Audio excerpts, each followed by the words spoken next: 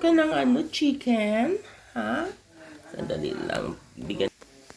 Ayan, pakainin natin siya ng chicken. Nakagraduate na. Dali na, kain na. Dali na. Ay, ayaw naman yan ng chicken, Mars. Oh, you eat chicken, dali. Naku, Diyos ko. Ano bang kakainin mo? Oh, yan. Naku, ayaw niya ng chicken talaga. Ayun. Ayun, kinain. Ay, malalaki. Dapat pala maliit. Hindi kasi nila sanay itong chicken eh. Kailangan hihimayin. Ayun. Naku, kailangan na siguro. Kailangan ko na talaga sigurong pakainin ito ng chicken. Para ano. Kasi pala kasi nagagalit malalaki. Nagagalit pag malaking hiwa daw ng chicken.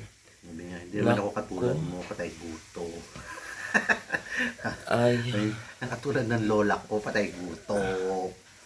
Kaya nga. Lola ko. Oh, halika na. Sige na, kain na.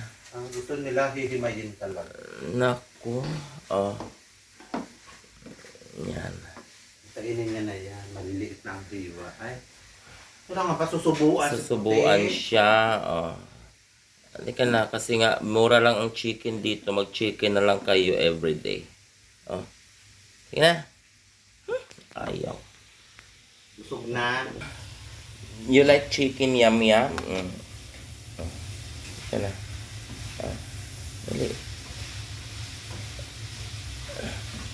Naku, ayaw. Ayaw na nila ng manok. Asan na si Merlo?